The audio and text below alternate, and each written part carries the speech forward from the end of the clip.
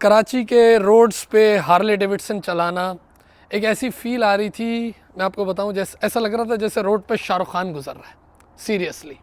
यानी जिस तरीके से हम राइड कर रहे थे, and it was my first time riding Harley Davidson in Karachi, first time. मैं आपको सही बता रहा हूँ, एक ऐसी फील आ रही थी जैसे पता नहीं कौन गुजर रहा है। यानी वो कोई चीफ मिनिस्टर या प्राइम मिनिस्टर नहीं हो सकता इस तरह, उससे कई ज़्यादा ऊपर लोग खड़े हैं और लोग बाकायदा इतना अप्रिशिएट कर रहे थे, लोग पिक्चर्स ले रहे थे। टिकटॉक में सारी चीज़ें आपको बताता हूँ, क्योंकि मैं तो ज़ाहिर है यहाँ पर राइड करता हूँ डैलस टेक्सास में, तो मैं आप दोनों का डिफरेंस बताता हूँ। और मैंने आपसे कहा भी था कि कराची के ऊपर हम बात करेंगे, कि उसको सीरीज़ बनाएंगे। तो this is going to be our second episode, और जिसमें हमने हार्ले डेविडसन पर बात की, क्योंकि कल मैंने जो पिक्चर्स लगाई उस पर लोगों के ज़ाहिर 90% या 95% लोगों के कमेंट्स पॉजिटिव थे, क्यूरियोसिटी थी, सवाल थे, कुछ नेगेटिव भी थे, वो भी मैं बात करूँगा। और मैं थोड़ा यहाँ के बारे में और वहाँ के वो डिफरेंस भी बयान करता हूँ कि किस तरह मुझे क्या फील आई, क्योंकि अब आपके सामने एक ऐसा शख्स खड़ा है जो दोनों को एक्सपीरियंस करके दिखा रहा है। अच्छा देखिए, सबसे पहली चीज़ तो ये कि जब भी मैं ये देखा करता था ना, वहाँ लोग जो राइड कर रहे हैं, जैसे उमर चौधरी है, अच्छा जो होस्ट है, जो लीडर है, मेरा बहुत अच्छा दोस्त उमर चौधरी, और ये फैल्कन ग्रुप, यही उसको लीड करो। और बाकी इस्लामाबाद वगैरह में हर जगह ग्रुप है, आपके सामने स्टार्स भी चलाते हैं, हमारे दोस्त फैसल कुरैशी हैं, एजाज असलम है, ये सारे लोग भी चलाते हैं। अच्छा, अब सिचुएशन ये है कि मैं जब यहाँ से देखा करता था ना, मुझे कभी कभार ऐसा लगता था इनके फ़ोटोशूट देख के कि यार जैसे कराची नहीं, या कोई हब बलूचिस्तान नहीं, ये कोई कैलिफोर्निया में शूट हुए, इतना ज़बरदस्त। तो मुझे भी बड़ी क्यूरियोसिटी थी कि मैं चलाऊँ बाइक वहाँ आके। और देखिए, ये इतना इंपॉर्टेंट ये बात उन लोगों के लिए जिन्होंने अगर कोई नेगेटिव कमेंट भी कर रहे हैं सारी चीज़ें, कि यार देखो कितनी पॉजिटिविटी नज़र आ रही है, कि लोग इस चीज़ को जो कैरी कर रहे हैं, शौक को कैरी कर रहे हैं। और कराची का इमेज, मैंने जब ये पिक्चर्स यहाँ डाली हैं, ओ माय गॉड, यहाँ पर जो लोग, जो यहाँ पर जो नेटिव टेक्सन्स हैं, वो कह रहे हैं यार ये किस जगह तुम लोग ड्राइव कर रहे हो, ये किस जगह राइड हो रही है, और ये किस किस्म का यानी ग्रुप है। और अब देखिए, सब ने प्रॉपर हेलमेट, प्रॉपर गियर, सबकी कम्युनिकेशन, मैं भी उस पर बात करता हूँ। तो सबसे पहले तो भाई thank you Umar Chaudhary, and I am so impressed उसकी लीडरशिप से, और किस तरीके से उसने ग्रुप को अरेंज किया हुआ है। और उसने मेरे लिए बाकायदा पूरी बाइक अरेंज की। अच्छा, ये बाइक कोई ऐसी नहीं होती कि आप कोई हज़ारों की बाइक है, और पाकिस्तान में तो ज़ाहिर है इट्स वेरी एक्सपेंसिव। यहाँ पर तो एक पहला डिफरेंस तो डैलस और वहाँ पर ये देखें, यूएस और वहाँ पे, कि यहाँ पर तो लोग ज़ीरो डाउन डाल के भी $200 महीना, जिसको बोले $200 महीना दे के भी हार्ले रख लेते हैं, ब्रांड न्यू 2022, 23 इस तरह के मॉडल रख लेंगे, या 1000-2000 डाउन डाल देंगे, और क्या होगा। लेकिन वहाँ पर तो आपको पता है हर चीज़ कैश है, और फिर चीज़ें इंश्योर्ड भी नहीं है, और फिर बाकायदा वो ड्यूटीज़, यानी जो चीज़ यहाँ 1 करोड़ की होगी तो वो 2-3 करोड़ की हो जाएगी। यानी बाइक्स 50 लाख, 60 लाख, 1 करोड़, इस तरह या हो सकता है इससे भी ज़्यादा की होगी यकीनन। तो एक बाकायदा पूरी बाइक अरेंज करना मेरे लिए, और जिस तरीके से उन्होंने मुझे रिसोर्सेज और जो प्रोटोकॉल, यानी मैं बयान नहीं कर सकता। अब मैं उसको स्टार्ट करता हूँ।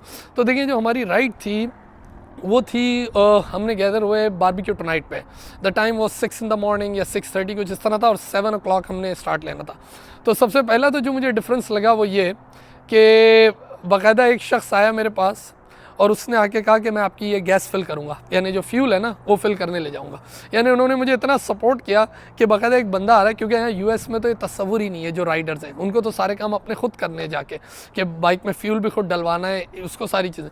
तो हमारे पास सबसे पहले एक बंदा आया जिसने आके मेरी बाइक लेके गया पेट्रोल पंप पे, और वो फुल करा के लाया। तब तक हम खड़े थे, गपशप लगाई, फिर वो दूसरी बाइक लेके गया, फिर उसने किया। तो ये बड़ा अच्छा डिफरेंट लगा मुझे। सेकेंड, फिर ये देखा मैंने कि जो गाड़ियाँ आगे पीछे रखी थी इन्होंने, उसमें प्रोफेशनल फोटोग्राफर्स थे। देखिए, बाइक्स तो हम इधर भी चलाते हैं, कैलिफोर्निया में, एरिज़ोना में, हर जगह, पूरे अमेरिका में, लेकिन उसकी पिक्चर्स और वीडियोस ऐसी कहाँ आती हैं। हम तो कोई बस इसी तरह खड़े होकर ले सकते हैं, लेकिन चलते हुए रियल शॉट लेना, ये तो ऐसा है कि जैसे हार्ले डेविडसन जो है ना वो ले रहा हो, यानी हार्ले डेविडसन कंपनी इस तरह के शॉट लेती है, या फिर आप कोई प्रोफेशनल हायर करें। तो उनके जो फोटोग्राफर्स थे, नेक्स्ट लेवल जो उन्होंने काम किया, उनके पास स्टेबलाइजर थे, यानी वो गाड़ियों में आगे थे, चारों तरफ से हमें शूट कर रहे थे, ऑसम। फिर उनके साथ बाकायदा मैकेनिक भी चल रहा था, कि यार यानी अगर बाइक ख़राब हो जाए तो ये एक बहुत बड़ा डिफरेंट था। यहाँ पर जो लोग बाइक रखते हैं वो लोग अपनी बाइक को खुद सही करना जानते होते सारे काम। और ज़ाहिर ये डिफरेंस है यूएस और पाकिस्तान में, यहाँ ये लोग अपना काम खुद ही कर लेते हैं और थोड़ा टेक्निकल दिमाग भी रख रहे होते हैं। लेकिन हमारे साथ वहाँ मैकेनिक भी चल रहा था, तो ये भी एक सपोर्ट था। और ज़ाहिर है थोड़ी बहुत आपके साथ एक सिक्योरिटी भी होती है, लेकिन वो कोई ऐसी नज़र नहीं आती, लेकिन ज़ाहिर है गाड़ियों का एक सपोर्ट था। फिर मैंने ये देखा कि सब ने, मैं अकेला वाहिद था जिसने हाफ हेलमेट पहना हुआ है, आप देखें, बाकी सब ने फुल हेलमेट लिए हुए। और मुझे भी शायद फुल फेस हेलमेट लेना चाहिए, ये था, क्योंकि ज़ाहिर है आपको पता है कराची में डस्ट वगैरह ये सारी चीज़ें भी हैं, और मुझे फिर ये अंदाज़ा हो गया क्योंकि हमने लियारी एक्सप्रेस वे और सुपर हाईवे और पता नहीं नॉर्दर्न बाईपास, मुझे इतने रास्ते भी याद नहीं है, हब वगैरह ये सारी जगहों पर गए थे। तो ज़ाहिर है वो डस्ट वगैरह वो अपनी जगह है, धूल मिट्टी, जो कि यहाँ पर नहीं होती। अच्छा, टेक्सास में एक और चीज़ मैं आपको बता दूँ यहाँ पर, कि यहाँ पर हेलमेट पहनना इट्स नॉट मैंडेटरी, कि बाय लॉ ये कि हम हेलमेट ना पहने, हमें यहाँ कोई कुछ भी नहीं कहता, सही है ना, यानी पुलिस हमें नहीं रोक सकती if we are not wearing helmet. ये टेक्सास की मैं आपको बात आ रहा हूँ, शायद ये भी हमारे फ्रीडम के खिलाफ है। अच्छा, लेकिन वहाँ पर तो ज़ाहिर है लोग हेलमेट पहनते हैं, और मैं ये देख रहा था कि इन्होंने बाकायदा अपने सारे सेफ्टी गियर लिए हुए। यही तो पॉइंट था कि जब ये गुजर रहे थे तो लोगों के लिए ऐसा था कि यार ये कौन सी मखलूक गुजर रही है, यार ये कौन लोग हैं जो इस तरह गुजर रहे हैं। इतना लोग और इतना अप्रिशिएट कर रहे थे, लोग तालियां बजा रहे थे, और क्या माहौल था यार। अच्छा, फिर जब हम एक होटल पर जाके रुके, वो कोई ढाबा वाबा था क्या था वहाँ पर, तो वहाँ पर इतने सारे वो मेरे ख्याल इंटीरियर सिंध के थे या बलूचिस्तान के लोग थे, या इतने सारे लोग आए हुए थे, वो गांव देहात जो करीब होगा उसके, और वो आके टिकटॉक वगैरह सब बना रहे थे, और यानी वो बाइक्स के करीब आके, और यानी एक अलग ही माहौल था। अच्छा, अब एक वो जो कमेंट जिन्होंने बहुत सारे बच्चे पूछ भी रहे हैं कि लियारी एक्सप्रेस वे का, उस पर ही मैं थोड़ी सी बात कर दूं कि लियारी एक्सप्रेस वे पे आप कैसे चला रहे थे। सबसे पहले तो मुझे ये बात खुद नहीं पता थी कि लियारी एक्सप्रेस वे पे बाइक्स चलती हैं कि नहीं चलती, ये बात मुझे नहीं पता थी।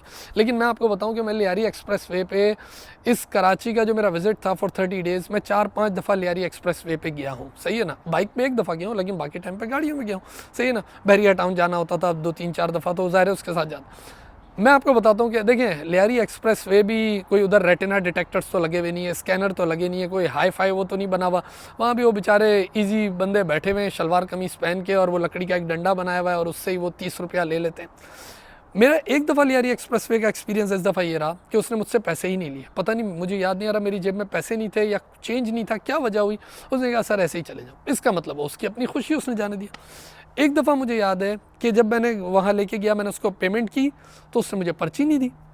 तो जब मैं आगे बढ़ा तो मेरे साथ मेरे अब्बू बैठे थे, उन्होंने मुझे कहा उसने तुम्हें पर्ची नहीं दी। मैंने कहा अब 30 रुपये का मतलब 10 सेंट है, पर्ची क्या देगा। अब ये कौन सा कोई सिस्टम तो नहीं है ना, उसकी अपनी खुशी है वो। तो अच्छा, अब फिर इसी तरह इनके साथ मैंने राइडिंग कर ली, मुझे नहीं पता था, हम लोगों ने राइड करके आ गए। अब तो जब उसके बाद आखिरी दिन मैं बहरिया टाउन जाने के लिए लियारी एक्सप्रेस पे गया ना, तो मुझे वंस अगेन पूरी फैमिली थी, तो मुझे मेरे पिताजी ने ये बात बताई कि लियारी एक्सप्रेस वे पे बाइक्स नहीं चलती।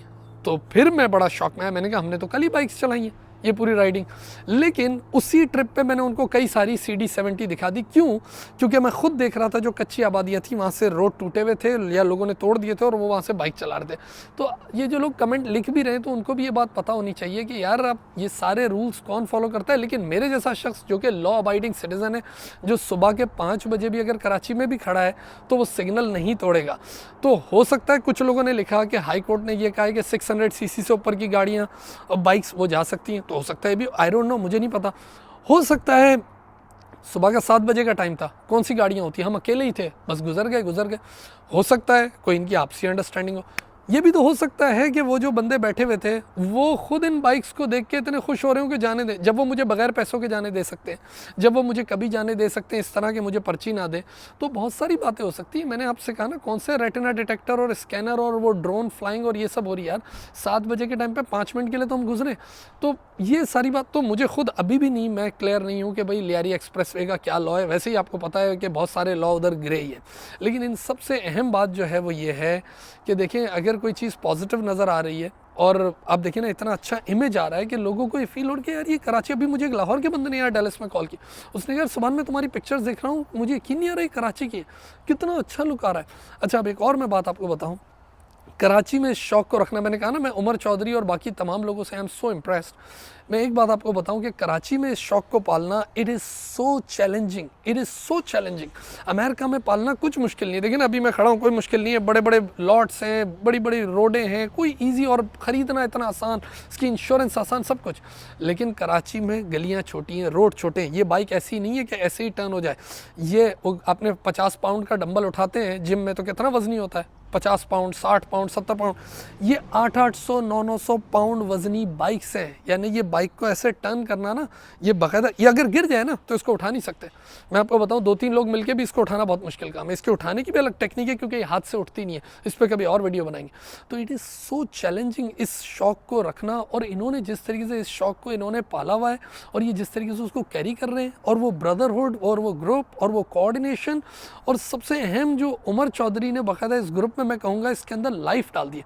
वैसे तो Harley itself it's not a bike, it's a life style, लेकिन कोई शख्स उसकी बाकायदा पिक्चर्स अपने फोटोग्राफर्स हायर करे और उसकी अपलोड करे पिक्चर्स, और उसको किस तरीके से उसकी वीडियोज़ बन रही हैं, एडिटिंग हो रही है, लोगों को गैदर किया जा रहा है, यानी कमाल था। मैं अपने बाकायदा एक स्टूडेंट से ही मिला उस ग्रुप में, एक स्टूडेंट भी मेरा राइड कर रहा था, मेरे 2 फॉलोवर्स भी उसमें निकला, यानी एक मीटअप सा भी हो गया। इट वॉज़ वंडरफुल एक्सपीरियंस, बड़ा डिफरेंट एक्सपीरियंस था, और मुझे हमेशा से शौक भी था, लेकिन ज़ाहिर ये शौक मेरा पूरा नहीं हो सकता था जब तक वो ये उमर चौधरी और ये फैल्कन ग्रुप ये सब कुछ अरेंज ना करते। तो I am once again I am so thankful. और बाकी कोई डिफरेंस, बाकी मैंने आपको बताया यहाँ रोडें डिफरेंट हैं, यहाँ चलाने वाले डिफरेंट है, यहाँ भी एक अपना ब्रदरहुड है, वहाँ अपना ब्रदरहुड है, इस तरीके से चला रहे हैं। और ज़ाहिर है बहुत मुझे वहाँ की राइड, ज़ाहिर है कराची एक छोटा शहर लगा ना, जल्दी जल्दी गलियाँ ख़त्म हो जाती हैं, जल्दी जल्दी। वो लियारी एक्सप्रेस वे भी क्या था कि मेरा ख्याल है 5-7 मिनट में बूम ख़त्म। अच्छा, एक और चैलेंज जो मुझे लगा वो रोडों का लगा, सही है ना। यानी इन सब ने मुझे कहा कि मैं थोड़ा घबराया हुआ था। मैं इसलिए घबराया हुआ था क्योंकि लोग सारे खड़े थे। मुझे डर ये था कि यार कोई भी, क्योंकि आपको पता है कोई भी रोड क्रॉस कर लेता है, वहाँ तो कोई बड़ी बात नहीं है ना। मैंने कहा यार हम इस स्पीड पे जा रहे हैं, यानी कोई 130, 120, 140 ये स्पीड अगर चल रही है, और उसमें अगर कोई बीच में आ जाए तो यार पता नहीं क्या होगा। तो मेरे लिए थोड़ा ये था। दूसरा ये कि ये रोज़ राइड करने वाले लोग हैं, तो जब आप कराची में राइड करो तो आपको पता होता है कहाँ पर स्पीड ब्रेकर है, कहाँ पर गड्ढा मुड्ढा क्या आ रहा है, लेकिन मुझे तो अभी नहीं पता था, मैं वो टाइम बाद आया हूँ और मैं राइड फर्स्ट टाइम कर रहा हूँ उधर। तो मेरे लिए ये बड़ा चैलेंजिंग था। देखिए ना, वहाँ ये चैलेंज है कि रोड, यहाँ पर तो रोड ऐसा है ना कि कारपेट की तरह है कि सीधा ही जाएगा। ऑल्दो एक्सीडेंट यहाँ बहुत खतरनाक होते हैं, वो नेक्स्ट लेवल एक्सीडेंट होते हैं, लेकिन उधर ये वाला चैलेंज बहुत था। एक चैलेंज ये था कि भाई लोग खड़े और लोग कोई भी रोड क्रॉस कर रहे हैं इस तरह। दूसरा जो चैलेंज था वो रोड्स का, कि भाई कहीं भी आपको कोई ऐसी कोई डबरी या कोई चीज़ ऐसी आ जाए वो डेंजरस। तीसरा जो मसला था कि कोई लेन का कॉन्सेप्ट नहीं है ना भाई, बहुत जगहों पे लोग बीच में आ भी रहे थे, CD 70s भी बीच में आ रही थी, गाड़ियां भी बीच में आ रही थी, फिर लोग रुक रुक के देख भी रहे थे, तो ये भी एक चैलेंज था।